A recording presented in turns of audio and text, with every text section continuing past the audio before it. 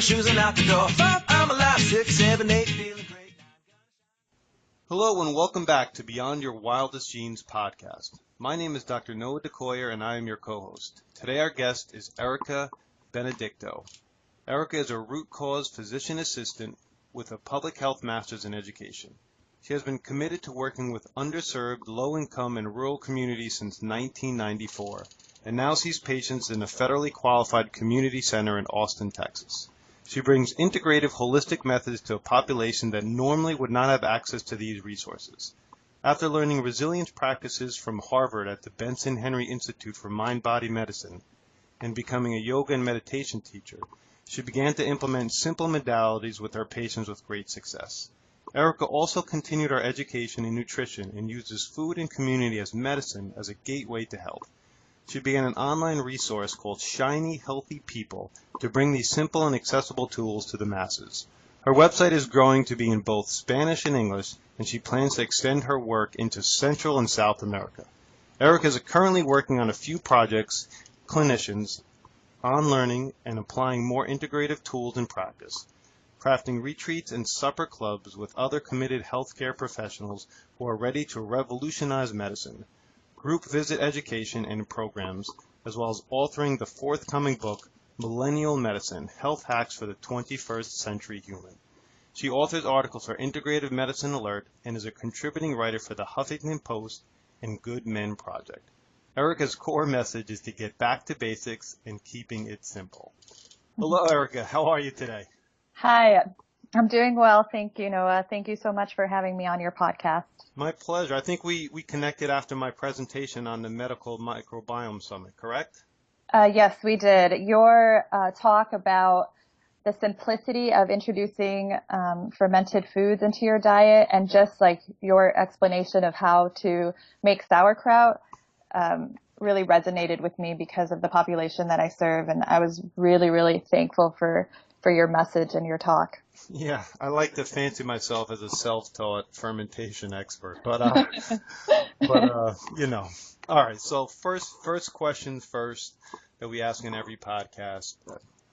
Tell us a little bit about yourself, Erica, and how did you get into a more holistic, whole health approach to medicine? Sure. So a little background about me. I have always been interested in medicine. My father was a medical social worker in Chicago and worked for the Seton and the St. Joseph system. And I hear stories all the time of how I would run around the clinic and, you know, the doctors were my favorite people. And I just followed the footsteps of both my parents. My mom was a public health worker and my dad was a medical social worker. And so medicine was always something that called to me. And I graduated with an English degree in pre-med and had anticipated going to medical school, but life took me a different route. I went and got my public health degree from New Mexico State University and studied environmental health. And then during my time there, I met somebody who was a physician assistant and had gone to this school in Arizona. And through her coaching and support, I kind of looked further into physician assistant training, applied to that one school, got in, and just the rest is history. I've really grown and learned so much more about whole health through just practice. And traditionally, I'm from a Mexican, Puerto Rican, Filipino background, and so both of my parents were very natural in their approach to health. And so I was always, as a child, I went to acupuncturists and chiropractors, and my mom used the herbs in the garden to treat us whenever we would get ill. And then through my training in PA school, I actually did my thesis on how to introduce alternative and complementary medicine into the traditional medical school curriculum. And from there, just my curiosity expanded, and I continued to go to conferences and trainings and just really implement a more integrative approach in my daily PA practice.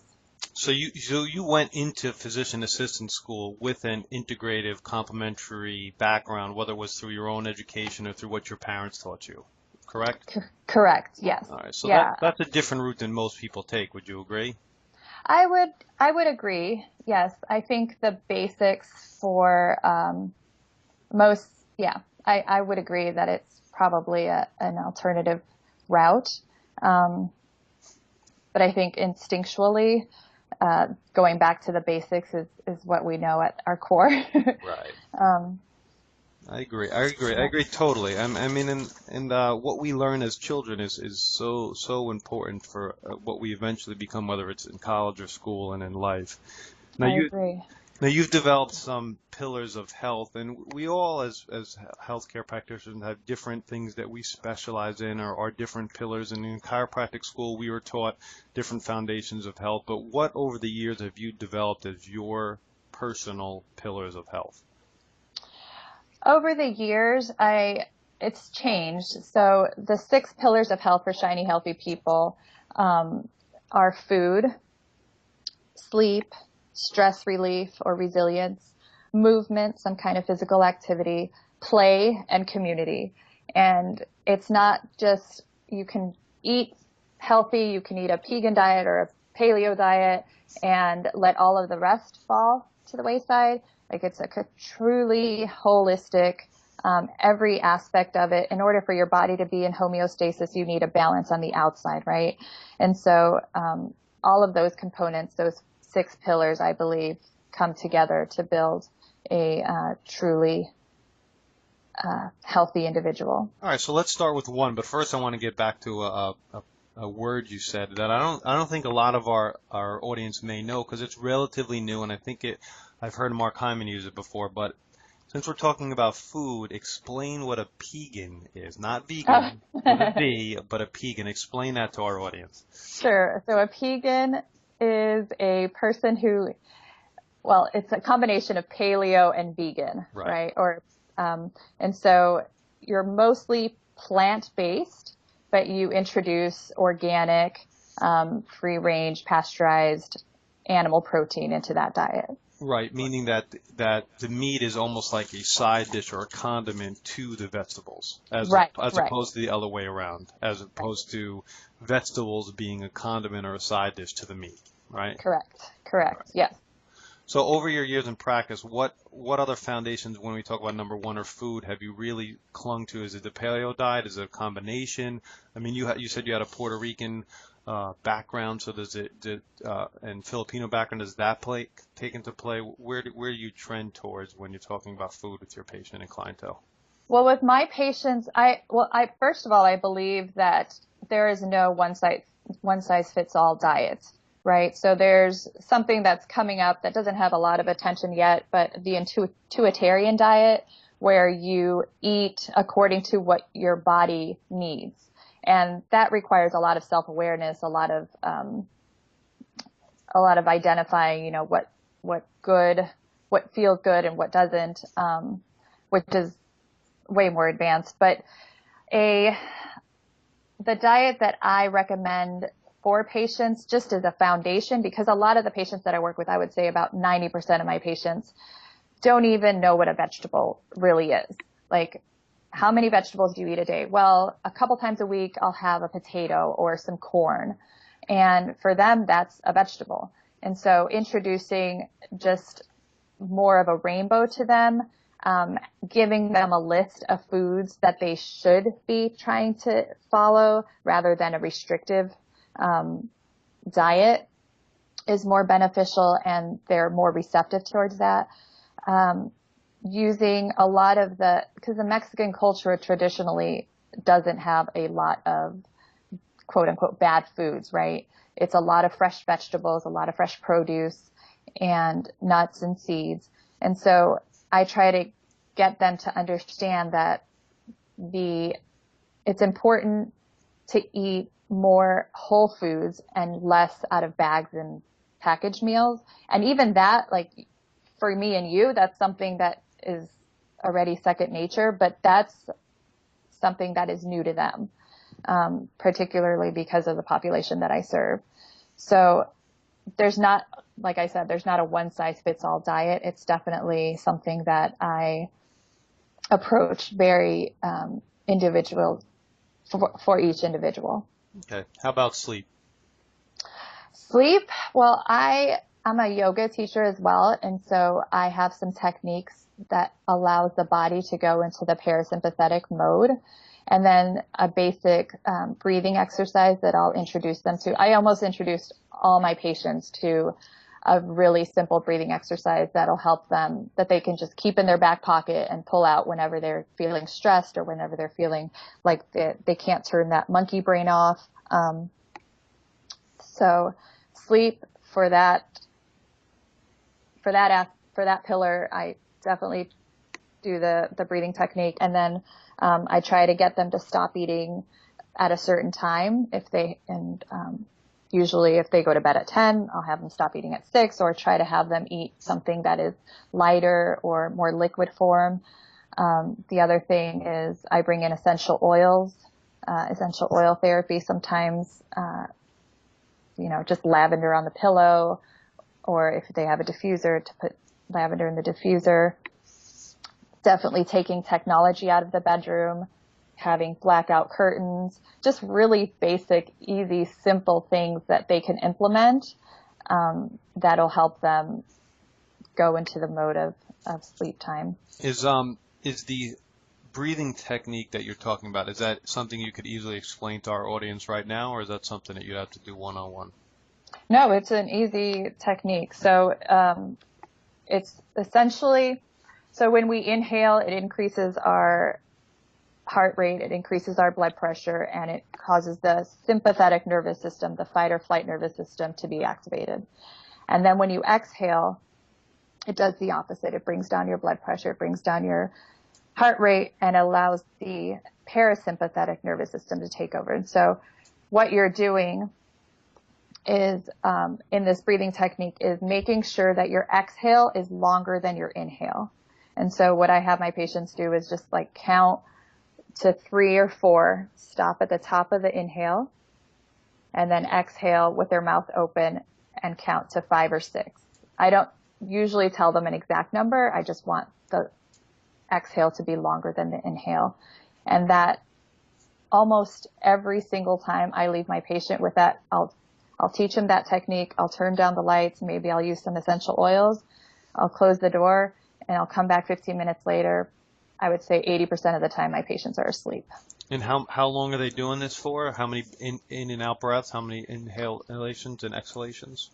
So as many as they want. I mean, you can do this for 5 minutes. You can do this for 20 minutes.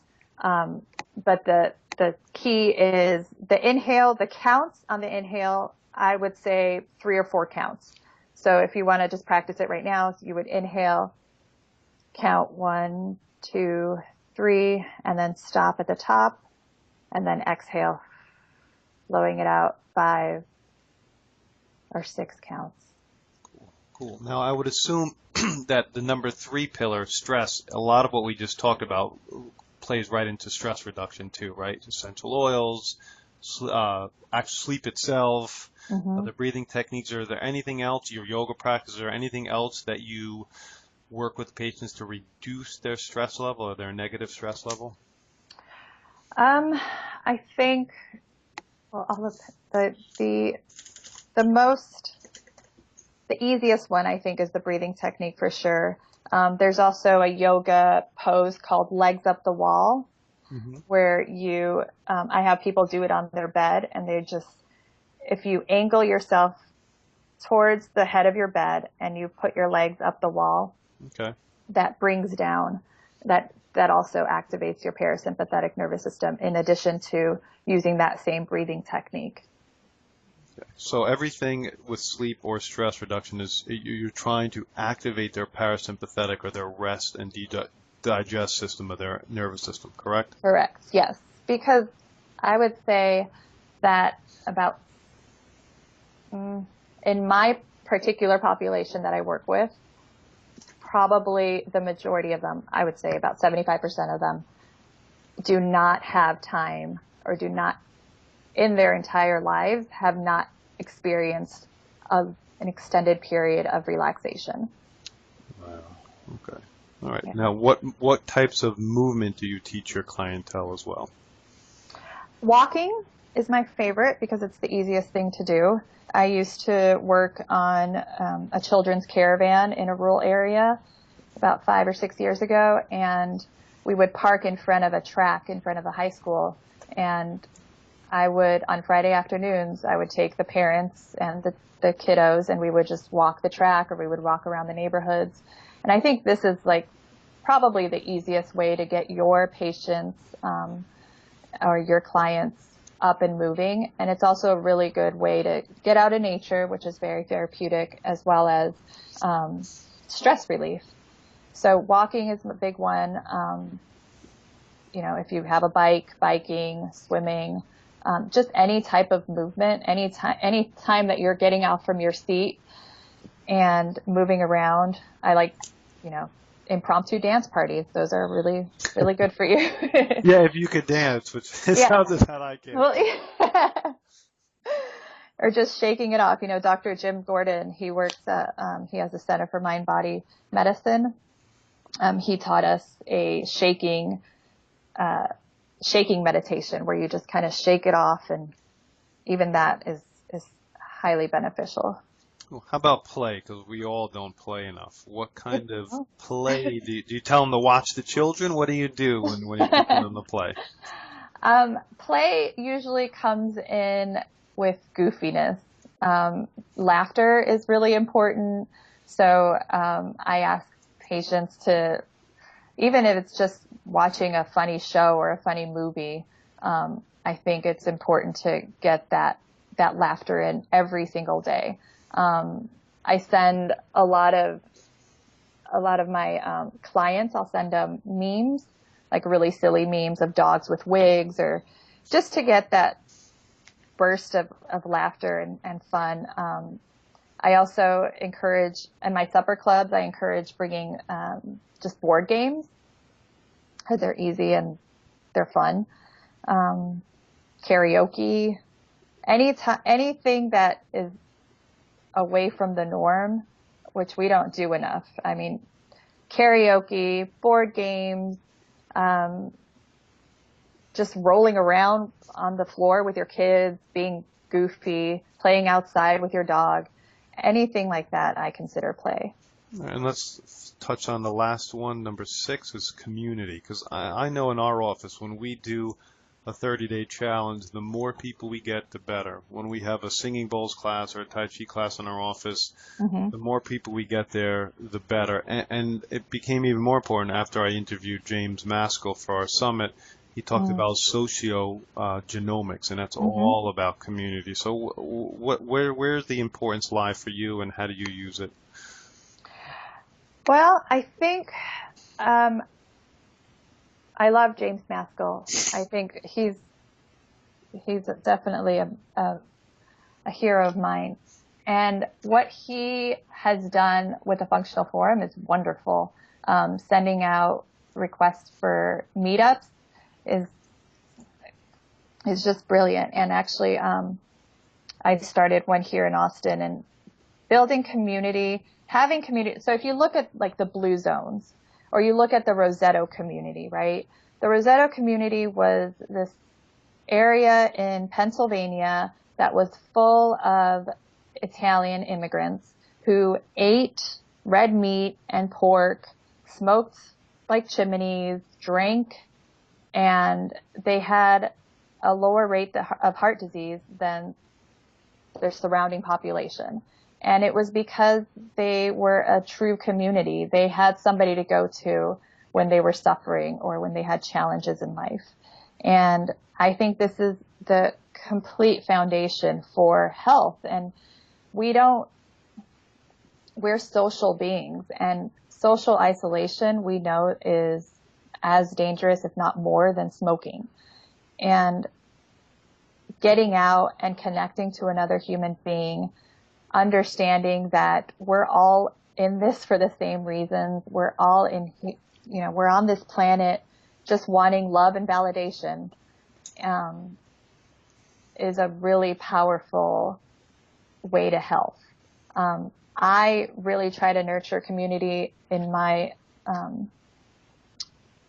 in my immediate circle by starting supper clubs and creating meetings among like-minded healthcare professionals. I do sisterhood retreats. I really, really work on that part because I think it's the most important part of health. It's absolutely huge, and you're right. What James Maskell has done in a short period of time, fostering community by having people create functional forum groups in their local areas is mind blowing, and that's just the tip of the iceberg for you. And you mentioned you had supper clubs, and I do dinner clubs. Dinner lectures, and it looks like we're on the same page for sure. It's super, super, super important. It really is.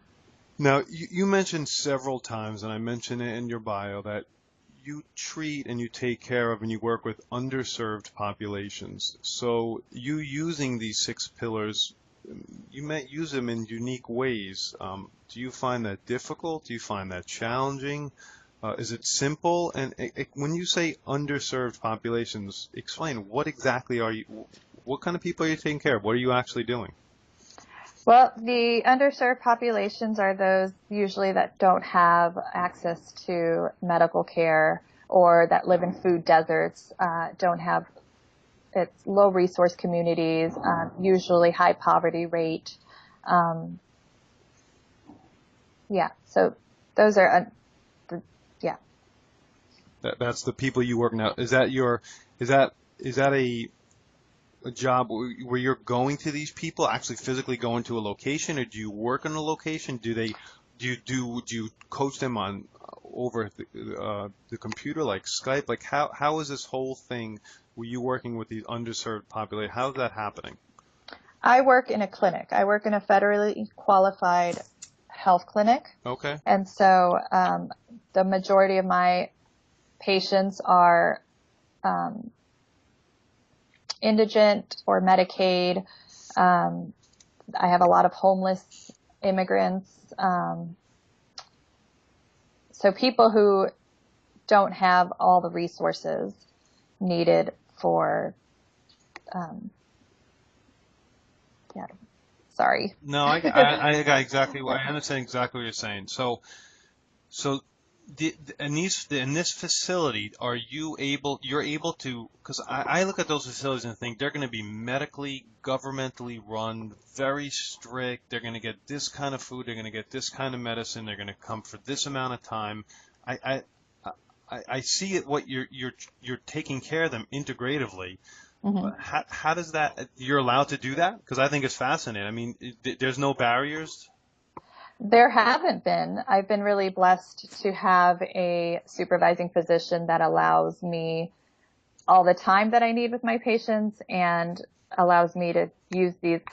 It's controversial in many areas, but especially Texas, right? Like even speaking about nutrition is a big deal for the Texas Medical Board or for the medical boards.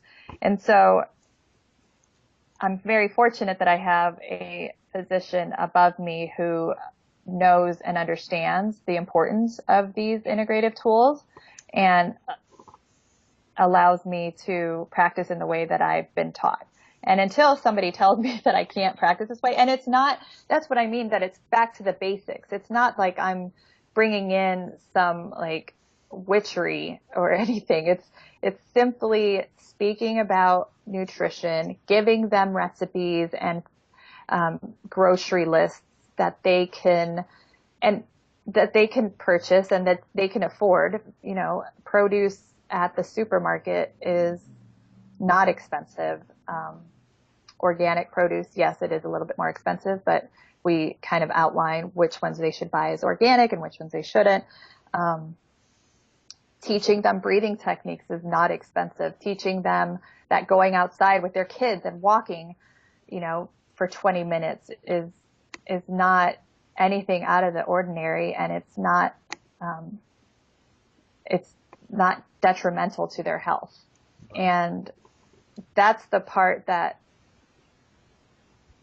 is really important to relay to my colleagues that say that it's hard to bring in holistic health. It's not. If we as providers are willing to just let go of that authority title and become allies to our friends, or to our patients, then the healthcare system will shift, right? So you have your 30-day challenge. You do that with patients, correct? Yep. And do you bring them in for hours at a time and do education, or do you actually participate with them? A little bit of both. We usually do a lecture, and then everything else is they have free access to any kind of questions. We give them manuals, and sometimes we participate, sometimes we don't. But it depends on what kind of challenge it is, whether it's a sleep challenge or a paleo challenge or a bone broth diet challenge. But yep, we participate. We give them manuals. We have lectures, and mid lectures they come in for weigh-ins and scans, and we just keep them as engaged as we possibly can. Right. Which I think is missing from the allopathic, osteopathic world, right? So that community part is what is necessary for impactful change. And we don't have that. Shared medical appointments are something that is happening now.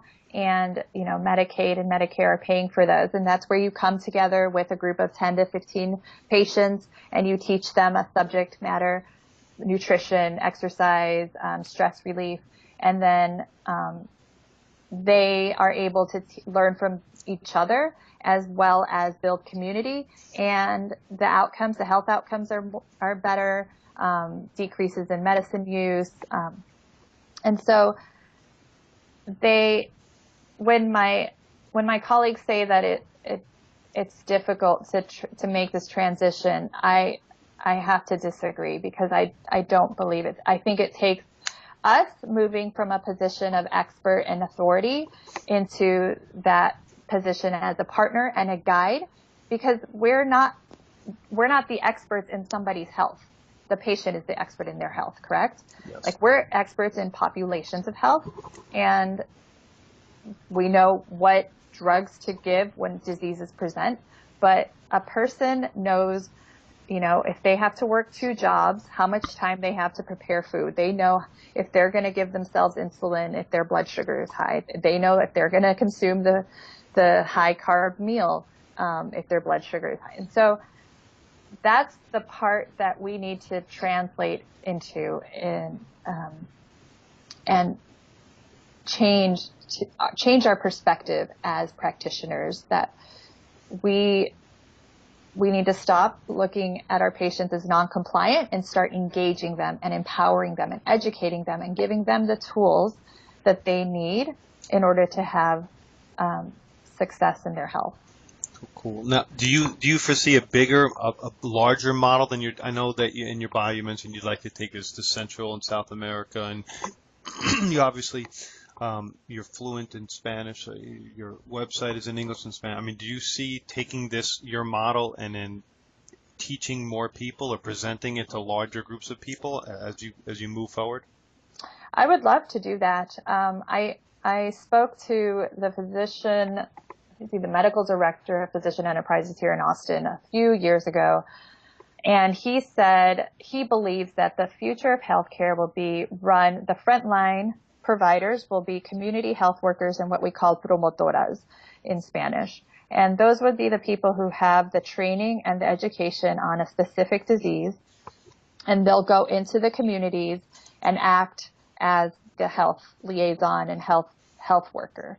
And so I envision a program to train not only community health workers and promotoras, but also medical assistants. Because medical assistants could do what I do if I could just teach them, right? So if a medical assistant program medical assistants are the people that when you come into an office, they take your vital signs, they'll get your history, they'll do the intake, right?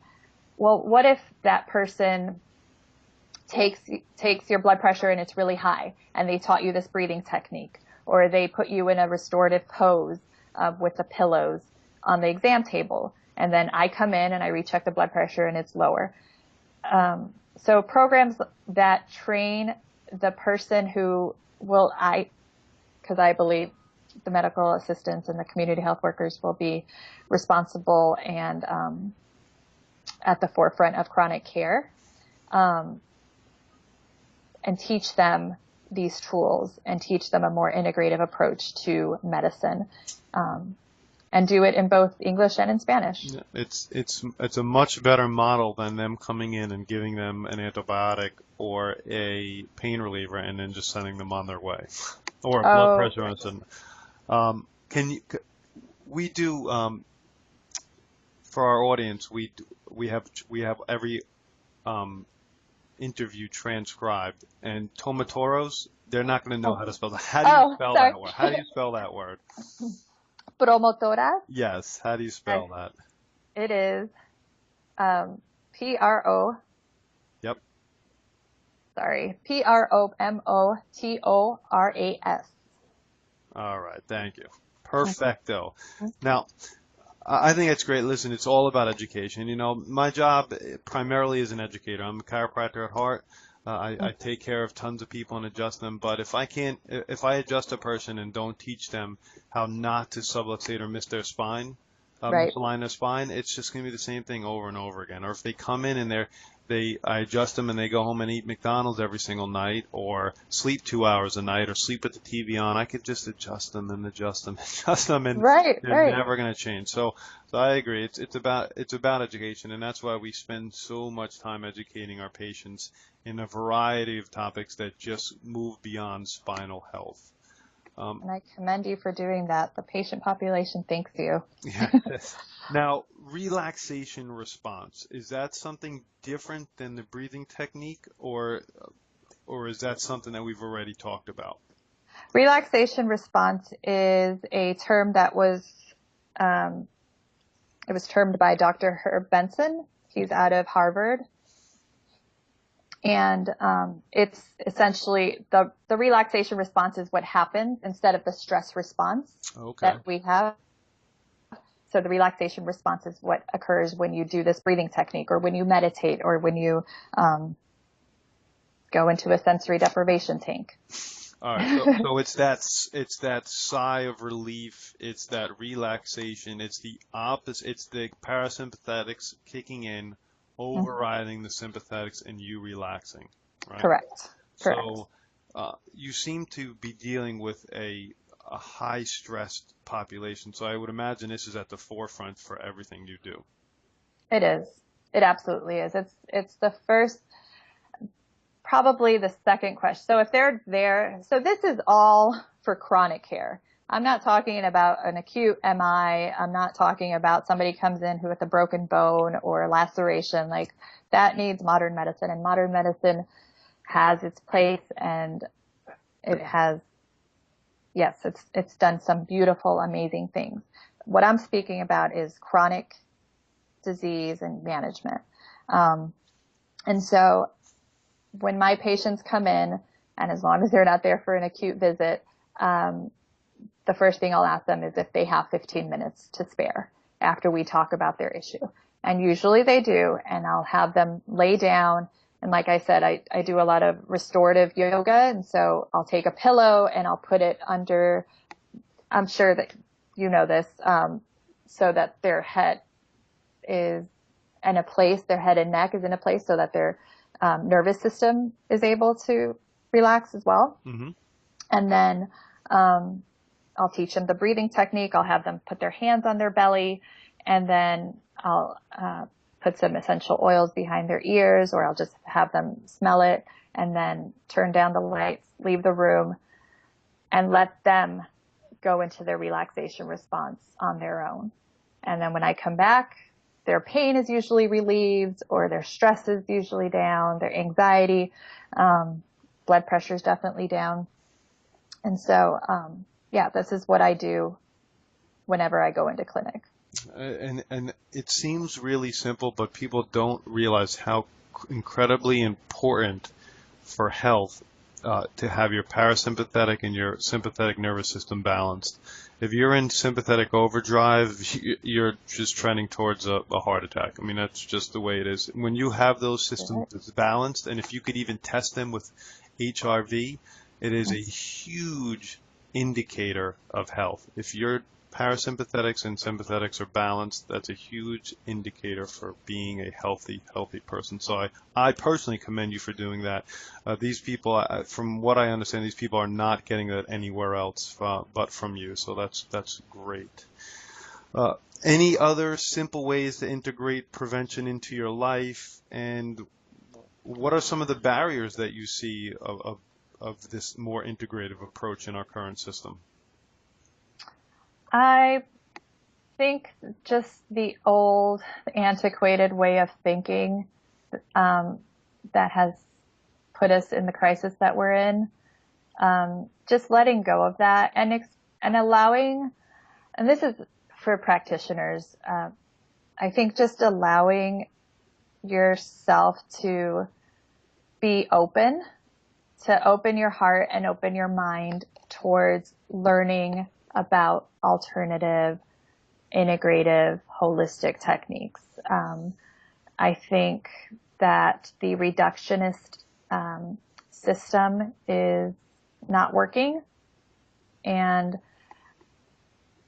just opening and being curious about what else is out there that is working is going to be a really important thing that we as practitioners do. Yes, people have to have an open mind about quote unquote new things. If my mother didn't have an open mind and didn't take me to a chiropractor when I was 10 years old, I wouldn't be where I am today. You know?